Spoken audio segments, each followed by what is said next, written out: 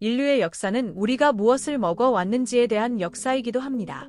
모든 문명은 음식 중심으로 문화를 발전시켜 왔습니다. 음식은 전쟁, 이주, 질병, 그리고 과학의 발전에도 영향을 주었습니다. 많은 사람들은 영양이 현대에 등장한 개념이라고 생각합니다. 하지만 사실 영양은 첫 번째 인간이 배고픔을 느꼈을 때부터 존재했습니다. 수천 년 동안 가장 중요한 질문은 매우 단순했습니다. 우리는 살아남기 위해 무엇을 먹을 수 있을까? 고대 문명. 초기의 문명에서는 음식이 완전히 자연에 유존했습니다. 사람들은 찾을 수 있거나 재배할 수 있는 것을 먹었습니다. 현대적인 식단이나 보충제는 존재하지 않았습니다. 그럼에도 불구하고 많은 고대 문화는 놀라울 정도로 균형 잡힌 식사를 했습니다. 고대 이집트. 고대 이집트에서 빵과 맥주는 식사의 기본이었습니다. 밀과 보리는 주요 식품이었습니다.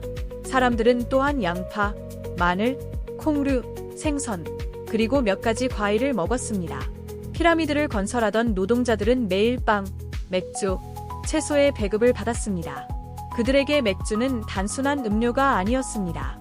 맥주는 칼로리와 영양소의 중요한 공급원이기도 했습니다. 고대 그리스. 고대 그리스에서는 음식이 철학과 의학과 깊이 연결되어 있었습니다. 가장 영향력 있는 의사 중 한 명은 히포크라테스였습니다. 그는 오늘날에도 자주 인용되는 말을 남겼습니다. 음식을 약으로 삼아라. 그리스인들은 주로 올리브유, 빵, 생선, 치즈, 과일, 그리고 포도주를 먹었습니다.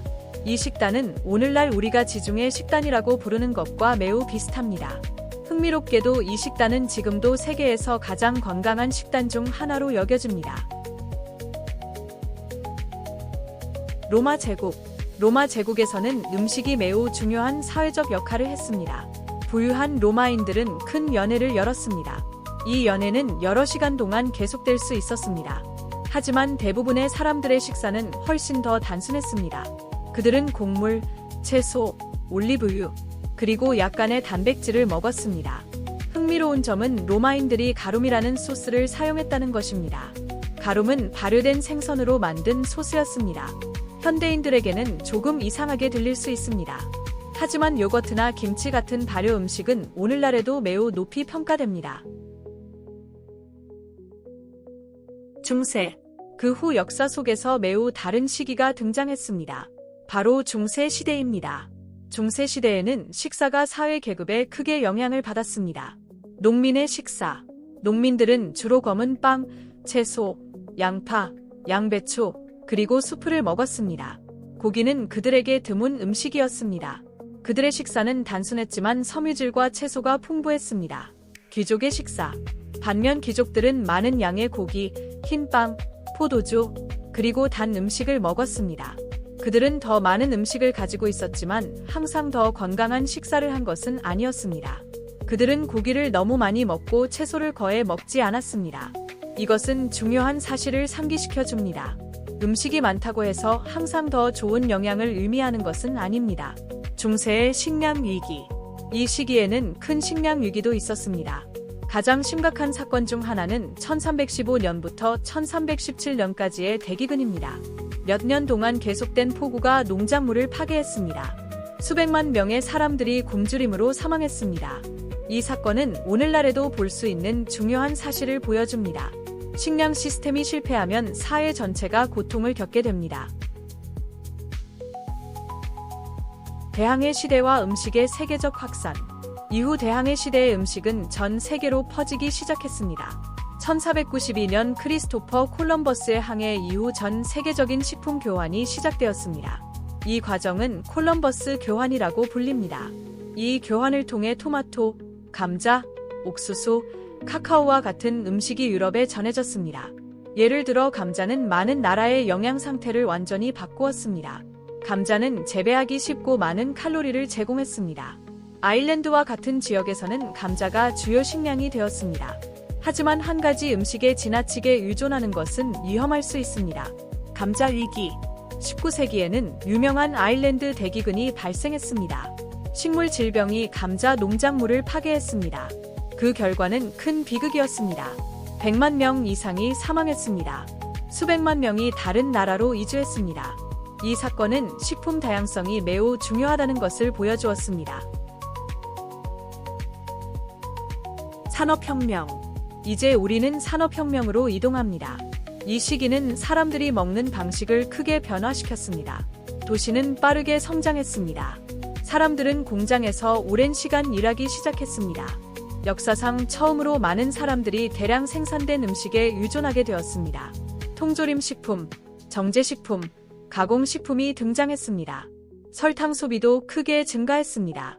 과거에는 설탕이 사치품이었습니다. 하지만 이제는 매우 흔한 식품이 되었습니다. 이러한 변화는 건강에도 영향을 미쳤습니다. 20세기의 영양과학. 20세기에 들어서 과학자들은 영양을 더 깊이 연구하기 시작했습니다. 과학자들은 비타민을 발견했습니다. 이 발견은 이전에 이해되지 않았던 질병을 설명하는 데 도움을 주었습니다. 예를 들어 과일을 먹지 않았던 선원들 사이에서 교혈병이 흔했습니다.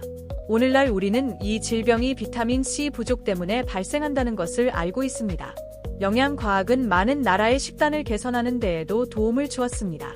일부 식품에는 비타민과 미네랄이 강화되었습니다. 농업도 더 효율적으로 발전했습니다. 21세기의 영양. 하지만 동시에 새로운 문제가 나타났습니다. 역사상 처음으로 많은 사회에서 필요한 것보다 더 많은 칼로리를 가지게 되었습니다. 그 결과 전 세계적으로 비만이 증가했습니다. 오늘날 우리는 음식이 부족한 세계가 아니라 오히려 초가공 식품의 과잉 소비가 문제가 되는 세계에 살고 있습니다. 역사에서 배우는 교훈. 그럼에도 불구하고 역사는 중요한 교훈을 제공합니다. 많은 고대 식단에는 오늘날 과학자들이 권장하는 특징이 있었습니다. 더 많은 자연식품, 더 많은 채소, 더 다양한 재료, 그리고 더 적은 산업식품. 이것은 우리가 고대 사람들처럼 살아야 한다는 의미는 아닙니다. 현대 의학과 과학은 수백만 명의 생명을 구했습니다.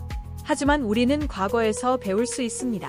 수세기 동안 번영했던 문명에는 공통점이 있었습니다. 그들의 음식은 땅, 계절, 그리고 공동체와 연결되어 있었습니다.